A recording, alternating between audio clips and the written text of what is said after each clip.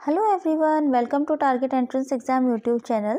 जैसे कि आप जानते हैं हम लोग अपनी सीटेट की प्रिपरेशन कर रहे हैं, जिसमें से हम लोग प्रीवियस ईयर पेपर में से सब्जेक्ट वाइज अपनी सेशंस कंप्लीट करते हैं, जिसमें से अभी हमने इंग्लिश के 4 सेशंस कंप्लीट कर लिए हैं। 4 प्रीवियस ईयर पेपर में से हमने इंग्लिश का पार्ट कंप्लीट कर लिया है। आज हम लोग 2019 जुलाई का पेपर कंप्लीट करेंगे, जिसमें से हमने इंग्लिश का पार्ट कंप्लीट करेंगे। तो अगर आपने प्रीवियस ईयर पेपर्स और नहीं देखे हैं, जाके जल्दी से वो देख लीजिए। और सीटेट की प्लेलिस्ट बनी हुई है, वहाँ आपको सीटेट से रिलेटेड लगभग सारी वीडियोस आपको वहाँ प्रोवाइड करवा दी जाएंगी, तो आप जल्दी से वो प्लेलिस्ट चेक कर लीजिए।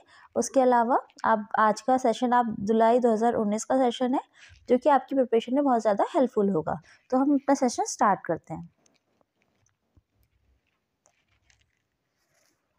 पैराग्राफ से स्टार्ट करते हैं हम। पैराग्राफ है हमारा, पैराग्राफ की रीडिंग स्टार्ट करेंगे। On an ordinary work day 27-year-old Pramila Bariki hikes up steep slope across field through ankle deep rivulets often walking up to 14 kilometre. देखिए ये कहानी जो है ये एक तरीके की स्टोरी टाइप है, तो हम देख लेते हैं। हाइक अप्स का मतलब होता है हमारा चढ़ना, ठीक है। हाइक अप्स का मतलब होता है चढ़ना, और स्टीप स्लोप अक्रॉस फील्ड, तो अक्रॉस फील्ड का मतलब मैदान के पार, और इस स्टीप स्लोप का मतलब हमारा होता है जो कि कह सकते हैं खड़ी ढाल होती है। कहते हैं ना कि ये बहुत खड़ी ढाल है, तो कहने का मतलब ये है। हाँ, थ्रो एंकल डीप, जो डीप रिव्यूलेट्स होता है, इसका मतलब हमारा होता है गहरा नाला। तो जो बहुत एक ऑर्डिनरी डे था, हर दिन की तरह। ऑर्डिनरी डे मतलब हर दिन की तरह 27-year-old प्रमिला बैरिकी, जो कि 27 साल की जो प्रमिला बैरिकी थी, वो क्या करती हैं, वो वॉकिंग अप टू 14 किलोमीटर चलकर, जो पहले 14 किलोमीटर वो चली, उसके बाद उन्होंने डीप रेवोल्यूट्स मतलब जो गहरे नाले की गहरे नाले की सहायता से वो क्या कर रही थी, वो मैदान के पार जो खड़ी ढलान थी वहाँ पे चढ़ रही थी, ठीक है। मतलब 27-year-old जो प्रमिला बैराकी थी, वो क्या कर रही थी, उन्होंने 14 किलोमीटर की वॉक करने के बाद जो बहुत गहरा नाला था, वहाँ से उसके थ्रू क्या कर रही थी, गहरा नाले के थ्रू क्या कर रही थी, खड़ी ढलान जो थी मैदान की, वहाँ पे चढ़ रही थी।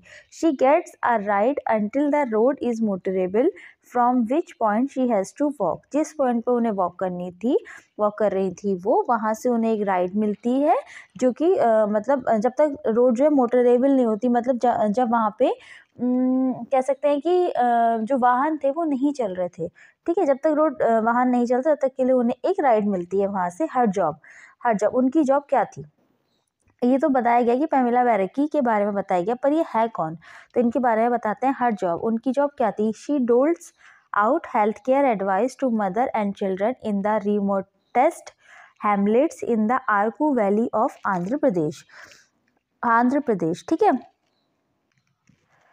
Doles out health care advice, इसका मतलब होता है कि स्वास्थ्य संबंधी सलाहें देती थी वो, किन्हें, मदर को और चिल्ड्रंस को। कहाँ पे, जो बच्चे थे और उनकी जो मम्मियाँ थी, मदर्स थी, उन्हें सलाहें देती थी स्वास्थ्य संबंधी। कहाँ, remotest hamlets of Araku valley of Andhra Pradesh की आरकू वैली जो थी, वहाँ के जो रिमोटेस्ट हैमलेट्स, यानी कि जो वहाँ की बस्तियाँ थी, दूर की बस्तियाँ जो थी, वहाँ पे जाके अपनी हेल्थ केयर एडवाइस देती थी वो, किन्हें, बच्चों को और वहाँ की चिल्ड्रंस को, ठीक है, चिल्ड्रन को।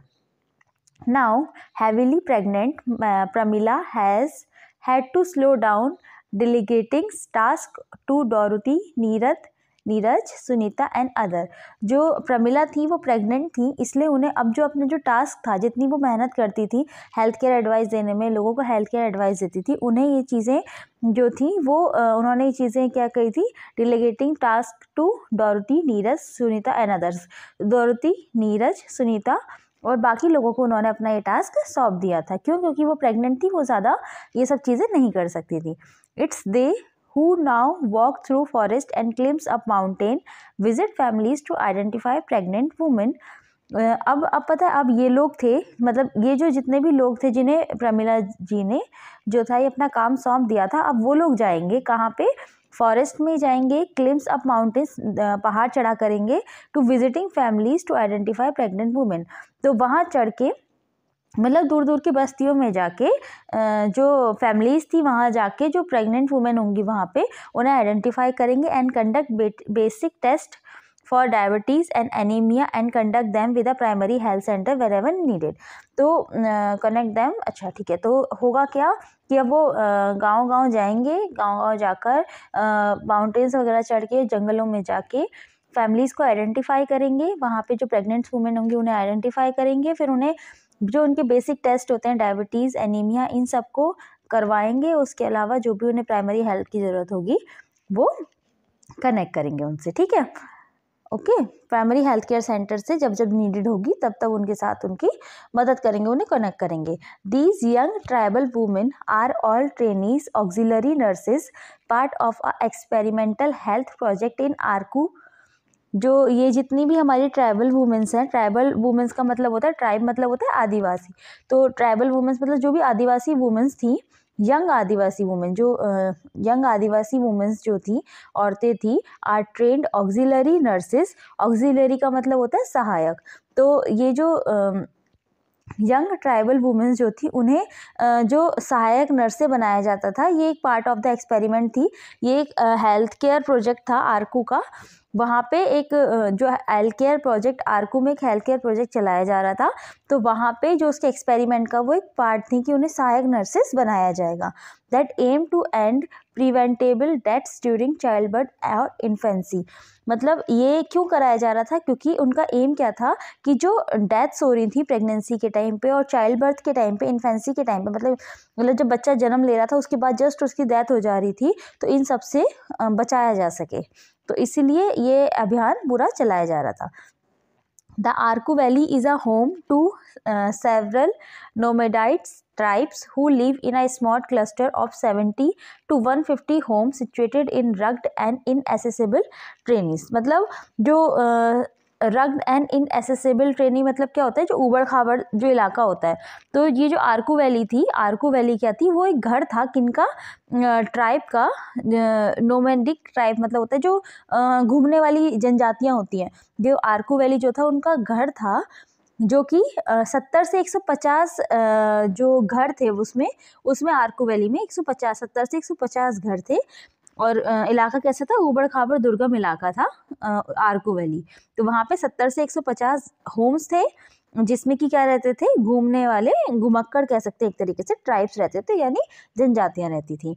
Until a few years ago, यहाँ पर हम until the few years ago, कुछ साल पहले, these communities were unaware of government health care policies. कुछ साल पहले तक ये जो कम्युनिटीज़ थी, ये सारी गवर्नमेंट्स की जितनी भी हेल्थ केयर पॉलिसीज़ हैं इन सब से अनवेयर थी, मतलब उन्हें इसके बारे में कुछ पता ही नहीं था। द डेथ ऑफ चाइल्ड और अ वुमेन ड्यूरिंग प्रेगनेंसी और child birth was common and they were resign to it. उस टाइम क्या था कि जब वो अनअवेयर थे, तो जब उन्हें पता ही नहीं था इन सब के बारे में, तो उस टाइम पे जो आरकू वैली में जो बच्चे की डेथ होती थी या फिर वुमेन की डेथ होती थी प्रेगनेंसी के दौरान, वो बहुत ज़्यादा थी। वहाँ पे बहुत कॉमन सी चीज़ थी कि अच्छा ये तो हो ही जाती है, और चाइल्ड बर्थ बहुत common and they was resign to it. उस टाइम पे क्या था कि ये सब चीज़ें बहुत कॉमन थी कि बच्चे की डेथ हो जाना और वुमेन की डेथ हो जाना प्रेगनेंसी के टाइम पे, या बच्चा पैदा जब हो रहा था उस टाइम पे। Today, 38 women like Pramila, drawn from these tribes, has broken social and cultural barriers to train as nurses and provide medical care to 1179 hamlets across the Arku, Pedru या चिंतामणि मंडल्स एंड चिंतापाली मंडल्स। तो जो 38 वुमेन थी, प्रमिला की जैसी 38 women थी, वहाँ पे उन्हें इस ट्राइब से वहाँ उन्होंने सोशल अपने और कल्चर बैरियर्स को ब्रेक किया था, मतलब बाहर निकली थी सोशली, समाज के, और जो उनकी चली आ रही थी पुरानी परंपरा उनको ब्रेक करके, तोड़ कर उन्होंने क्या किया था, वो नर्सेज बनी थी, ट्रेन एज अ नर्सेज बनी थी, और उन्होंने मेडिकल केयर प्रोवाइड किया थी। किन्हें, 1179 हैमलेट्स को, वहाँ पे 1179 लोगों को अक्रॉस द आरकू, पेडेरू और चिंतापाली मंडल्स, इनके आसपास के लोगों को उन्होंने सेवाएं प्रोवाइड कराई थी, उन्हें बताया था हेल्थ केयर के बारे में, जैसे प्रमिला जो बताया था, जिनके बारे में अभी लेडी के बारे में बताया था, उन्होंने करा। उनके जैसी और 38 लोगों ने 1179 लोगों को इसके बारे में समझाया था, उन्हें हेल्थ केयर चीज़ें प्रोवाइड करवाई थी। ठीक है, सिंस एक सेकेंड, हाँ, since they are from these communities they have been able create trust for the families and neighbor about farmers। क्योंकि वो उन्हीं की कम्युनिटीज़ की महिलाएं थी, तो वो अपने जो कम्युनिटीज़ के लोगों में, अपनी फैमिलीज़ में, अपने पड़ोसियों में जो थी वो ट्रस्ट पैदा कर सकती थी कि हाँ, ये मेडिकल सुविधाएं हमारे भले के लिए है। अगर उन्हें बता रहे थे वो, तो वो समझ रहे थे इस चीज़ को, है ना, formal health care. As a result these remote villages have now had the first child birth in hospital। और इन सारे प्रयासों के बाद क्या हुआ कि इस विलेज में जो पहला इन लोगों ने पहला जो बर्थ था, चाइल्ड बर्थ, वो हॉस्पिटल में कितने मतलब टाइम बाद पहली बार कोई ऐसा बर्थ जो था वो हॉस्पिटल में हुआ। The first delivery boy a trainee nurse and the first mother not to lose a child. मतलब जो डिलीवरी हुई थी वो ट्रेनी नर्स के द्वारा हुई थी, और जो पहला बच्चा जो मदर थी उसने पहली बार कोई अपना बच्चा लॉस नहीं किया था। The nurses advise women on hygiene and nutrition and convince them to visit the nearest healthcare for further checkup। जो नर्सेस थी वहाँ की, उन्होंने उसे एडवाइस किया था वुमेन को हाइजीन के बारे में, यानी स्वच्छता के बारे में। कहा था कि आपको स्वच्छता रखनी चाहिए। न्यूट्रिशन यानी जो भी दवाइयाँ और जो भी न्यूट्रिशंस होंगे उन्हें देने को कहा था, जितने भी मतलब बॉडी के अंदर ज़रूरी जो चीज़ें चाहिए वो चीज़ें। एंड कन्विंस देम टू, और उन्हें कन्विंस किया था कि वो पास के हेल्थ केयर अस्पताल में जाएं और अपना चेकअप कराएं। इन शॉर्ट ये कहानी एक ट्राइब की कहानी थी, एक जनजाति की कहानी थी, जहाँ पे जो वहाँ के जो आदिवासी लोग थे उनको इन सब के बारे में, गवर्नमेंट सुविधाओं के बारे में पता नहीं था। लेकिन प्रमिला बैरागी और उनके जैसी और लोगों ने सरकार ने एक्चुअली आदिवासी लोगों को ही क्या करा था, अपने जैसे आदिवासी लोगों को ही वहाँ से यंग आदिवासी जो लोग थे, वुमेन थी, उन्हें वहाँ पे नर्सेज बनाया था। उन्हें हेल्थ केयर, उनकी ट्रेनिंग कराने के बाद उन्हें हेल्थ केयर चीज़ें बताई थी, जिससे कि वो समझ पाए थे कि वहाँ पे किन चीज़ों की ज़रूरत है, और अपने आसपास के लोगों को भी उन्होंने ये चीज़ें समझाई थी। जिससे फ़ायदा क्या हुआ था कि अब जो ये चाइल्ड जब बर्थ होता था या फिर जो प्रेगनेंसी के टाइम पे जितनी भी वुमेन्स उनकी डेथ होती थी और जो बच्चे की डेथ होती थी, वो रेट काफ़ी हद तक कम हो गया। इस पैराग्राफ में पूरी चीज़ें यही बताई गई थी। ठीक है, चलिए 121 क्वेश्चन करते हैं। 121 क्वेश्चन है, which part of the following sentence contain an error. इसमें से कौन से पार्ट में एरर है, बताइए। The sudden rise and fall the prices make a business very certain. इसमें से कौन से पार्ट में एरर है, इसमें से इस पार्ट पे मेक नहीं होगा, यहाँ पे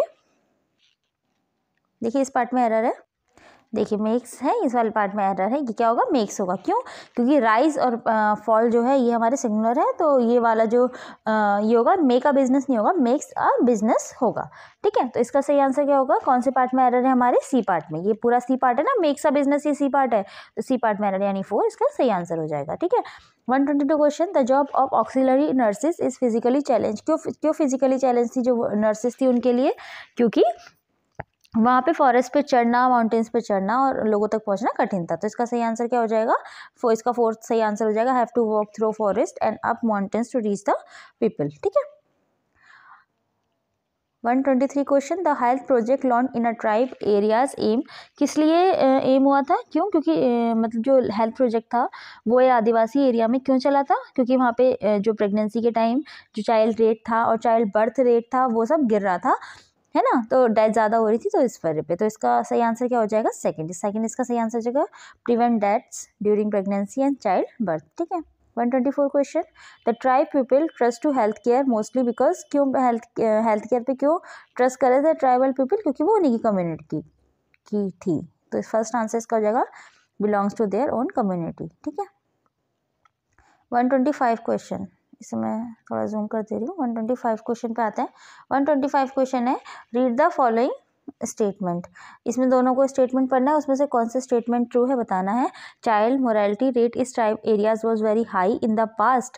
बिल्कुल सही बात है कि जो चाइल्ड जब मोरालिटी रेट्स बहुत ज़्यादा था क्योंकि वहाँ पे चाइल्ड की जो डेथ थी वो ज़्यादा हो रही थी। ठीक है, Pramila's and her colleagues are rendering invaluable services in tribal women. ये भी बात सही थी क्योंकि प्रमिला उसके जो थे वो दोनों के दोनों उसके जो बाकी कम्युनिटीज़ के लोग थे, जो भी नर्सेस थी, वो सब ट्राइब में हेल्प कर रही थी, वहाँ के एरियाज में हेल्प कर रही थी। तो both A and B are true, ये बिल्कुल सही आंसर है, both A B are true. 126 question, which of the following word is similar the meaning of remotest मोटेस्ट are used in a passage.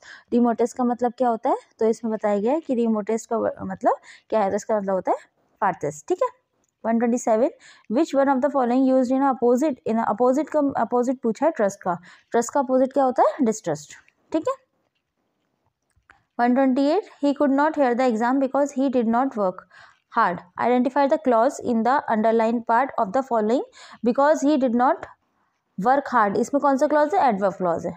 ठीक है, चलिए आज का हमारा ये वाला पैसेज खत्म हुआ। अभी पहली बार में सीटेट क्वालिफाई करना चाहते हैं या फिर आप लोग सीटेट में 130 प्लस मार्क्स लाना चाहते हैं तो ये बेस्ट बुक है सीटेट के लिए, जो कि चक्षु पब्लिकेशन यानी चक्षु प्रकाशन की बुक है। इसमें आप देख सकते हैं इसका कवर पेज है, इसमें आपको 3000 प्लस से अधिक क्वेश्चन देखने को मिल जाते हैं। इसके साथ ही यहाँ पर आपको 4 प्रीवियस ईयर सॉल्व पेपर्स मिलेंगे, इनमें भी आपको विद डिटेल सॉल्यूशन यहाँ पर दिया रहेगा। इसके साथ यहाँ पर एनसीईआरटी बेस्ड सभी क्वेश्चन को ध्यान में एनसीईआरटी को ध्यान में रखते हुए सभी क्वेश्चन को डिजाइन किया गया, जो कि अपने आप में इस बुक को और भी खास बनाता है। तो आप लोग इस बुक को आज ही लीजिएगा। इस बुक को लेने के लिए आप लोग क्या करेंगे, नियर बाई जो भी आपके ऑफलाइन स्टोर है, बुक स्टोर है, वहाँ से आप ले सकते हैं। फिर ऑनलाइन लेने के लिए आपको नीचे डिस्क्रिप्शन बॉक्स में सभी लिंक दी गई हैं, आप लोग वहाँ से ले सकते हैं। कोई भी दिक्कत है तो उनको कॉन्टैक्ट नंबर भी जो यहाँ पर दिया गया है। ये पूरा इस तरीके से यहाँ पर डिजाइन किया गया। इसके साथ यहाँ पर इसके उत्तरमाला और उत्तरमाला से भी जरूर यहाँ पर विद डिटेल्ड सॉल्यूशन इस तरीके का दिया रहेगा, जो कि आप स्क्रीन पर देख ही रहे हैं। इसके साथ ही साथ इनकी और भी बुक्स हैं, वो भी आप यहाँ पर परचेस कर सकते हैं ऑफलाइन या फिर ऑनलाइन। और यहाँ पर सबसे महत्वपूर्ण चीज़ जो कि सीटेट की गाइड तो है ही, और इसके साथ ही सीटेट का प्रैक्टिस सेट जो कि अंतिम तैयारी बहुत ही मजबूत बनाता है। तो सीटेट का प्रैक्टिस सेट और गाइड दोनों ही चीज़ें आप आज ही ले लीजिएगा,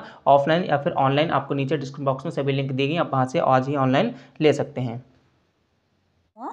एक और पैसेज पढ़ते हैं, चलिए अपना एक पैसेज कंप्लीट करते हैं। Kaizen is Japanese, in Japanese means constant and never ending improvement. Kaizen जो वर्ड होता है इसका जापानीज में मीनिंग क्या होता है, constant and never ending improvement. मतलब कि जो इम्प्रूवमेंट होती है यानी सुधार जो होता है वो कभी नेवर एंडिंग नहीं होता, कांस्टेंट हमेशा चलता रहता है। There is no pursuits more noble and important than the pursuits of self importance. तो कुछ भी ऐसा कुछ भी महान नहीं होता, मतलब कुछ भी ऐसा सेल्फ इम्प्रूवमेंट से ज़्यादा कुछ भी ज़रूरी नहीं होता। सेल्फ इम्प्रूवमेंट का मतलब अपने आप सुधार करने से ज़्यादा, अपने आप में सुधार के ज़्यादा कुछ भी चीज़ ज़रूरी नहीं होती। As Confucius said many years ago, Confucius ने काफ़ी साल पहले कहा था, good people strengthen themselves careless ceaselessly. तो जो अच्छे लोग होते हैं वो अपने आप को निरंतर, सीजलेसली का मतलब होता है निरंतर, अपने आप में निरंतर इम्प्रूवमेंट करते रहते हैं, अपने आप को ज़्यादा हर बार मतलब अपने अंदर सुधार लाते रहते हैं। Consistence and constant improvement in all areas is essential to reach your true potential। अपने आप अब हमारे अंदर कितनी शक्ति है ये जानने के लिए हमें कॉन्स्टेंटली अपने आप को इम्प्रूव करना चाहिए, अपने आप में लगातार सुधार करना चाहिए। कंसिस्टेंट मतलब निरंतर करना चाहिए, और कॉन्स्टेंट मतलब लगातार, मतलब ये चीज़ें होनी चाहिए, अपने आप में सुधार ज़रूरी है। The personal trademark of almost every high achiever, यहाँ पर हम the personal trademark of almost every high achiever and successful person is a dedication to daily improvement in both their personal and professional life. जो personal trademark का मतलब होता है कि हर चीज़ ऑलमोस्ट एवरी हाई अचीवर, जो भी जिसने भी अभी तक लाइफ में सबसे अच्छा अचीव करा है या सक्सेसफुल पर्सन है, उसके अंदर एक चीज़ ज़रूर कॉमन मिलेगी कि वो क्या करते हैं, वो अपने daily improvement in their both personal and professional life, अपनी पर्सनल मतलब अपनी निजी ज़िंदगी, अपनी प्रोफेशनल लाइफ, अपनी जो भी अपनी कामकाजी ज़िंदगी है उसमें दोनों में लगातार सुधार करते रहते हैं। ये ज़रूरी होता है हर आदमी के लिए, जो मतलब जो अच्छी पोस्ट पर है और जो अच्छा सक्सेसफुल इंसान है, वो ज़रूरी है, वो मतलब वो उसके अंदर एक ट्रेडमार्क रहेगा, मतलब इन सब में एक चीज़ कॉमन रहेगी कि वो अपने आप को डेली सुधार रहे होते हैं। ठीक है, ऊपर लिखते हैं from Ben Franklin and Mahatma Gandhi to Mahatma Gandhi, from Martin Luther King to junior Ivan Lander, and the from Nelson Mandela to Mother Teresa, मतलब इनके कहने का मतलब है बेन फ्रैंकलिन से महात्मा गांधी तक, मार्टिन लूथर किंग से आइवन लैंडर तक, और नेल्सन मंडेला से मदर टेरेसा तक। Effective people do things daily to advance confidently in the direction of their goals and dreams। अपने गोल्स और ड्रीम्स की, जो भी उनके सपने होते हैं, जो भी उनके गोल्स होते हैं, उनकी डायरेक्शन में बढ़ने के लिए ज़रूरी है कि जो अपने आप में सुधार डेली के डेली लाया जाए, कुछ ना कुछ अपने आप में सुधार लाना चाहिए, ठीक है। You must also apply the kaizen principal on the daily basis. आपको भी अपने जो काइजन प्रिंसिपल थे, जिसका मतलब था कि अपने आप को, मतलब जो सुधार होता है, इम्प्रूवमेंट होता है, वो नेवर एंडिंग होता है। जो अभी ऊपर पढ़ा था हमने, सुधार जो होता है वो नेवर एंडिंग होता है, मतलब चलता ही रहता है अपनी लाइफ में, कभी मतलब सुधार हमें करना चाहिए, मतलब जो भी चीज़ है उसकी लग के नहीं बैठ जाना चाहिए, हमें कभी ना कभी अपनी लाइफ में सुधार करते रहना चाहिए। You must also apply the kaizen principle. आप अपने काइजन प्रिंसिपल को अपने अंदर अपना सकते हैं on the daily basis to condition your mind to peak performance. Peak performance का मतलब है कि अपने आप का बेस्ट देने के लिए आप अपने माइंड को मतलब काइजन प्रिंसिपल को अपना सकते हैं डेली बेसिस पे अपनी लाइफ में, ठीक है। अपने जो भी आपका पोटेंशियल है उसमें बेस्ट देने के लिए आपको इस काइजन प्रिंसिपल को अपनाना चाहिए। It has been said that the mind is terrible master but the wonderful servant. ये कहा जाता है कि जो माइंड होता है वो एक टेरेबल मास्टर होता है और वंडरफुल सर्वेंट भी होता है।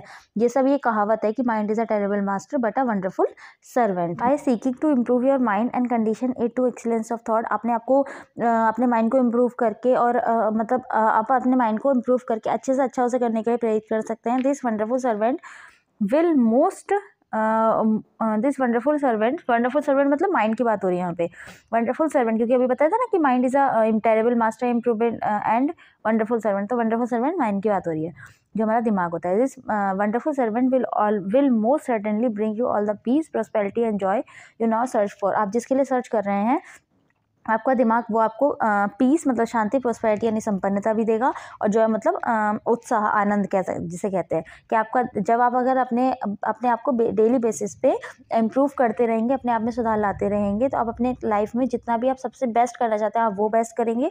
और उसके अलावा जो आपका दिमाग होता है उससे क्या होगा, जब आप अपनी लाइफ में बेस्ट कर रहे होंगे तो आपको शांति मिलेगी, आपको संपन्नता मिलेगी और साथ साथ आपको आनंद भी मिलेगा। इसके कहने का मतलब ये है, ठीक है। Study any person's great story, success story and you will undoubtedly learn to their commitment to kaizen. आप मतलब किसी भी इंसान की अगर सक्सेसफुल स्टोरी पढ़ेंगे तो आप जरूर जानेंगे कि जो काइजन होता है, जो काइजन प्रिंसिपल है, वो ज़रूर अपनी लाइफ में उन्होंने फॉलो किया है। They will be dedicated to small daily improvement in the key of areas of their lives and become the very best they could be. तो उन्होंने क्या करा है, उन्होंने जो छोटे छोटे dedicate to small daily improvement, मतलब छोटे छोटे डेली इंप्रूवमेंट्स अपनी लाइफ में किए हैं, धीरे धीरे अपनी लाइफ में सुधार किया है, और अपनी लाइफ के एरियाज़ में एंड जो वो बेस्ट बन सकते थे, जो भी कुछ वो बेस्ट बन सकते थे उसमें अपना बेस्ट दिया है। Personal mastery is the like a bank account. जो पर्सनल मास्टरी का मतलब होता है कि अपने आप में सुधार करना, अपने आप को कहते हैं कि अपने आप को अधिकार करना is like a bank account, मतलब वो एक तरीके का बैंक अकाउंट है। Call it the personal excellence account, जिसे आप अपना पर्सनल एक्सीलेंस अकाउंट कह सकते हैं। Bye improving daily whether it is by spending time exercises. आप मतलब एक तरीके से आपकी पर्सनल मास्टरी जो है, इसे आप अपना एक्सीलेंट बैंक अकाउंट कह सकते हैं। कैसे? इम्प्रूविंग डेली अपने आप को इम्प्रूव करके, कैसे? चाहे वो अपना आप स्पेंडिंग सम टाइम एक्सरसाइज में आप अपना टाइम बिताएं, रीडिंग में अपना टाइम बिताएं, विजुअलिटी में अपना टाइम बिताएं, मतलब कुछ चीज़ देखने में, फॉरगिंग बेटर रिलेशनशिप, कुछ अच्छे रिलेशनशिप को करने में अपना टाइम बिताएं। You are making regular deposit into your account, कुछ ना कुछ आप अपने अकाउंट में डाल ही रहे हैं। आफ्टर ओनली 1 मंथ, एक मंथ बाद, सिर्फ एक मंथ बाद, for example after only 1 month यानी एक मंथ बाद, for example you will have improve the richness and quality of your word by at least 30%। जो एक महीने बाद आपको क्या होगा कि आपको चाहे रिचनेस मिलेगी अपनी वर्ल्ड में, क्वालिटी में, मतलब आपके विचार अच्छे हो जाएंगे। आप अगर डेली बेसिस पर अपना सुधार कर रहे हैं, जिस चीज़ में आप करना चाह रहे थे वो चीज़ें आपको और अच्छे से प्राप्त होंगी। कहने का मतलब ये है एटलीस्ट 30% आप पहले से बेहतर बन जाएंगे अगर आप काइजन प्रिंसिपल को अपनी लाइफ में अपनाते हैं। इस पैराग्राफ का मतलब यही था कि काइजन प्रिंसिपल क्या होता है। और कैसे लोगों ने अपनी लाइफ में अपना के उसे अपने आप का बेस्ट दिया है। तो आपको भी अपनी लाइफ में काइजन प्रिंसिपल को अपनाना चाहिए, ठीक है। चलिए 129 question, which part of the following sentence contain an error, कौन से पार्ट में एरर है? तो इसका सही आंसर कौन सा है, बताइए कौन से पार्ट में एरर है। Which part of the following sentence error contains an error, since time immemorial the Hindus have been worshipping the river Ganga. तो इसका सही आंसर है कौन से पार्ट में, ये इस कॉमा जो होगा वो यहाँ नहीं आएगा, हिंदू से पहले आएगा, द हिंदू से पहले आएगा, ठीक है। ग्रामेटिकल एरर है, तो कौन से पार्ट में एरर है, ये इस वाले पार्ट में एरर है। तो इसका सही आंसर क्या हो जाएगा, ए पार्ट में एरर है, ठीक है। 130 question, how according to the author can we attain our full potential, कैसे अपना फुल पोटेंशियल हम कर सकते हैं। तो कैसे कर सकते हैं कि हम अपनी लाइफ में इंप्रूवमेंट डेली के डेली अपनी लाइफ में इंप्रूवमेंट लाएं। तो इसका आंसर कौन सा हो जाएगा, by proper and ceaseless improvement in all areas, ठीक है। सीजलेस का मतलब होता है निरंतर यानी लगातार। 131 क्वेश्चन का answer, what is common among the great people mention in para 1। Great people में मतलब जो भी महान लोग होते हैं उनमें क्या कॉमन होता है कि वो अपने जो अपने गोल्स होते हैं उनमें अपना बेस्ट देते हैं, ठीक है। They tried their best to realize their goal, ठीक है। How do we stand to gain when we condition our mind do our best. तो इसमें से हमें क्या प्राप्त होता है जब हम अपने कंडीशन अपने माइंड को अपना बेस्ट देने के लिए करते हैं, ट्रेन करते हैं। तो हमें क्या होता है, we realize our full capacity, हम अपनी कैपेसिटी फुल जो कैपेसिटी होती है उसे रियलाइज करते हैं। Read the following sentence, all successful people are committed to kaizen, ये बिल्कुल सही है। और if we can control our mind it will serve us wonderfully, ये भी बिल्कुल सही, क्योंकि क्या कहा गया था एक पैराग्राफ में हमें पीछे कहा गया कि mind is a terrible master but a wonderful servant. अगर हम उसे अच्छे से कंट्रोल करते हैं तो वो बहुत अच्छा हमें सर्व करता है। तो इसका सही आंसर है ए एंड बी दोनों ट्रू हैं, ठीक है। 134 question, which word of the most similar in the meaning of trademark used in the passage. Trademark word use किया गया था, तो इसे इसका सिमिलर वर्ड क्या हो सकता है, ब्रांड, है ना, ब्रांड इसका सही वर्ड हो सकता है। 135 question, which word is the most opposite in meaning the word wonderful are used in the passage. Wonderful का अपोजिट पूछा गया है अनरिमार्केबल, ठीक है। फोर्थ इसका सही आंसर हो जाएगा। चलिए अब अपने पेडागोजी के क्वेश्चंस कर लेते हैं। A teacher in class 3rd find that some student understand the concept more clearly when she explain them orally. The learning style, इस टाइप के लर्निंग स्टाइल को क्या कहते हैं, ऑडिटरी। इस टाइप के लर्निंग स्टाइल को क्या कहते हैं, ऑडिटरी, ठीक है। अच्छा ऑडिटरी क्यों था, क्योंकि देखो यहाँ लिखा था ओरली, जब वो ओरली बताती है तो उसे क्या कहते हैं, ऑडिटरी, है ना, ऑडियो कहते हैं ना जिसको, ऑडिटरी। 137 ऑडियो के through. 137 a teacher asks the student to read the text for information and create their own interpretation beyond the literal level. Which sub skill is she practising in the class. तो जब एक teacher है वो अपने students को कहती है कि इन्फॉर्मेशन पढ़ने को कहती है, क्रिएट देयर ओन, मतलब इन्फॉर्मेशन पढ़ो और अपने आप में उनको बताओ, एक्सप्लेन करो कि ये है क्या। तो वो क्या कहलाता है, वो चीज़ क्या कहलाएगी हमारी, वो चीज़ हमारी क्या है, इन्फेरिंग, ठीक है। 138 question, story telling and listening to stories plays on important role because. क्यों स्टोरी टेलिंग और लिसनिंग जो होती है स्टोरीज की वो इम्पॉर्टेंट रोल प्ले करती है, क्यों। Presence language as a whole, क्योंकि वो जो होती है वो अपने आप में ही लैंग्वेज को पूरा दर्शाती है, ठीक है। 139 before starting a new chapter on the honest would cutter the teacher start a discussion with student on honesty. जब एक नया चैप्टर स्टार्ट करना चाह रही थी स्टूडेंट्स, टीचर जो थी द ऑनेस्ट वुड कटर के बारे में, तो वो ऑनेस्टी के बारे में उसे डिस्कशन करती हैं। Word was teacher trying to achieve with this activity. Teacher क्या करना चाह रही है, तो ये हमारा एक क्वेश्चन हम आई थिंक 2 वीडियो पहले एक क्वेश्चन कर चुके हैं इस टाइप का। तो वो क्या करना चाह रही है, वो उसकी प्रीवियस नॉलेज चेक करना चाह रही है। और एक्टिवेट स्टूडेंट्स प्रीवियस नॉलेज, जो भी उनकी प्रीवियस नॉलेज होगी उसे एक्टिवेट करना चाह रही है। 139 क्वेश्चन तक हो गए। 140 question, a child got admission into the school, The teacher was surprised to see that she could speak 4 languages fluently but couldn't speak in English. She is, मतलब वो 4 लैंग्वेज बोल पा रही है पर इंग्लिश नहीं बोल पा रही है, तो हम उसे क्या कहेंगे, बताइए, तो हम उसे कहेंगे मल्टीलिंगुअल। मल्टीलिंगुअल क्यों? क्योंकि बहुत सारी लैंग्वेज वो बोल पा रही है, क्योंकि मल्टीलिंगुअल का मतलब होता है एक से, बाईलैंग्वेज होता है दो भाषाएं, और मल्टीलैंग्वेज होता है कि दो या दो से अधिक दो या दो से नहीं, दो या दो से ही अधिक भाषाएं, है ना, तो वो हमारी होती है मल्टीलिंगुअल। ठीक है, क्योंकि एक हो जाएगी वो मोनोलिंगुअल हो जाएगी, है ना, दो हो जाएगी बाईलिंगुअल हो जाएगी, और दो से अधिक हुई तो मल्टीलैंग्वेज। तो वो कितनी भाषाएं जानती है? 4 भाषाएं, तो वो हुई मल्टीलिंगुअल। ठीक है, 141 question, A student of class 5th while reading a chapter finds some difficulty and unfamiliar word। मतलब एक स्टूडेंट 5th क्लास का है, चैप्टर को रीड कर रहा है, एंड जो डिफिकल्टीज हो रही है, कुछ डिफिकल्टीज उसे महसूस हो रही हैं, एंड अनफेमिलियर वर्ड्स महसूस हो रहे हैं, and is able to get the meaning of those word, और वो उसका मीनिंग नहीं समझ पा रहा। तो हमें क्या करना चाहिए? मतलब उसे classmate every time to help, अपने क्लासमेट से हेल्प मांगनी चाहिए, टीचर से मांगनी चाहिए, उस वर्ड को स्किप कर देना चाहिए, या उस वर्ड का मीनिंग गैस करना चाहिए। देखो, इसका मतलब तो निकल के क्या आ रहा है कि हमें टीचर से पूछना चाहिए, लेकिन इसका जो सही मतलब होगा वो gas the meaning in the context. क्यों होगा?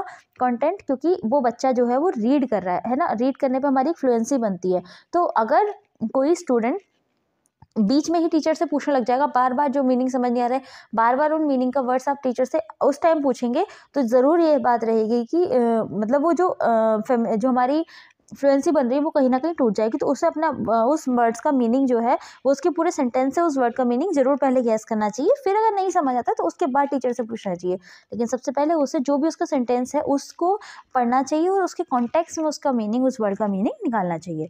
ठीक है, 142 question, a teacher of class 5th wishes to teach a complex language structure from the syllabus. She should, उसे क्या करना चाहिए जब वो एक कॉम्प्लेक्स लैंग्वेज स्ट्रक्चर पढ़ा रही है? तो टीचर को क्या करना चाहिए? Use a grammar game with a focus on this complex structure. Grammar game के साथ उसे बच्चों को पढ़ाना चाहिए, जिससे कि उन्हें अच्छे से समझ आए। 143, as the Noam Chomsky theory, the role of language acquisition device LAD help children to. LAD किस पे हेल्प करती है चोम्स्की की थ्योरी के द्वारा? आप बताइए, इसमें क्या कह सकते हैं? इसमें होता है जनरेट ग्रामर रूल्स। ठीक है, ये तो हमारी थ्योरी थी, ये तो जैसे थ्योरी आती है एकदम लगा देगा। Which of the following statement is correct? इनमें से कौन सा स्टेटमेंट करेक्ट है? Children come to school with a teacher of experiment and their mother tongue acts like a resource of learning English. ये तो पहले ही सेंटेंस बिल्कुल सही है, और ही पढ़ लेते हैं। Children's first language is hurdle in learning English, नहीं, बिल्कुल गलत है। It is difficult to teach English as they use their first language in every aspects and ignore English. As a teacher you would like to give a list of English word on the very first day. ये भी बिल्कुल गलत है, तो इसका सही answer क्या हो जाएगा? फर्स्ट वाला। ठीक है, 145, the story of how word combine to form phrases combine to form clauses and clauses join to make sentences is known as। क्या कहा जाता है इसे कहा जाता है हमारा सिंटेक्स, है ना। क्यों? क्योंकि वर्ड से जो होते फ्रेजेस बनते हैं, फ्रेजेस से हमारा कंबाइन होकर क्लॉज बनते हैं, और क्लॉज ज्वाइन करके सेंटेंस बनाते हैं। तो मेक सेंटेंसेस इज नॉन क्या कहा जाता है? उन्हें कहा जाता है सिंटेक्स। ठीक है, 146 क्वेश्चन, इंग्लिश लैंग्वेज हैज़ कितने कॉन्सोनेंट साउंड्स कितने होते हैं हमारी इंग्लिश लैंग्वेज में? 24। ये बिल्कुल सही आंसर है। 147 क्वेश्चन है, according to the national curriculum framework 2005 English in India is in the multilingual country. English क्या है? हमारी ग्लोबल लैंग्वेज है ना। इंडिया में क्या है? ग्लोबल लैंग्वेज है, क्योंकि मल्टीलिंगुअल कंट्री है हमारी इंडिया। क्योंकि मल्टीलिंगुअल क्यों है? क्योंकि वहाँ पे दो से अधिक भाषाएं बोली, कई सारी भाषाएं बोली जाती है, तो वो तो मल्टीलिंगुअल हमारी कंट्री है इंडिया।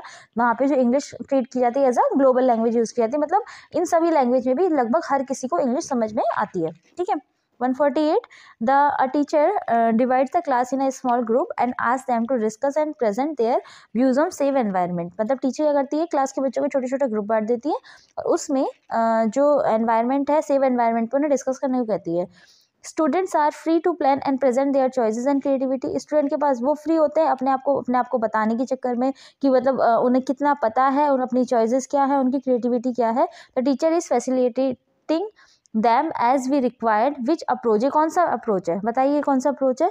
तो ये हमारा जो अप्रोच है, ये हमारा कंस्ट्रक्टिविस्ट अप्रोच। ठीक है, इसका सेकंड आंसर बिल्कुल सही हो जाएगा। 149 question, our teacher is class 4th bought some interesting books and distributed them among the student। कुछ टीचर ने कुछ बुक्स ली 4th क्लास के बच्चों के लिए, इन्होंने डिस्ट्रीब्यूट कर दी बच्चों को। They say today let's have fun and read these books for us pleasure. तो आज हम पढ़ेंगे नहीं, आज हम ये बुक्स बच्चों मजे करो और बुक्स वगैरह पढ़ो। तो इस टाइप की जो टीचिंग होती है इसे क्या कहते हैं, इस टाइप की रीडिंग होती है उसे क्या कहते हैं, एक्सटेंसिव रीडिंग। इसे क्या कहते हैं, एक्सटेंसिव रीडिंग। ठीक है, चलिए 150 क्वेश्चन। आज का हमारा लास्ट क्वेश्चन है। अ 2.5 year old child picks up his siblings books and look at the picture tells a story. The child is, किस टाइप का बच्चा है ये है एमर्जेंट रीडर। ठीक है, एमर्जेंट रीडर। तो आज का हमारा सेशन यहीं ख़त्म होता है। हमने 2019 जुलाई का पेपर हमारे पैसेज हमने कंप्लीट कर लिए। उसके अलावा हमने पूरे जितने भी हमारे पेडागोजी के क्वेश्चन थे वो अच्छे से कंप्लीट कर लिए। इसके अलावा कल हम फिर से मिलेंगे अपने एक नए चैप्टर के साथ, एक नए प्रीवियस ईयर पेपर के साथ, जिसमें से हम इंग्लिश का सेक्शन कंप्लीट करेंगे।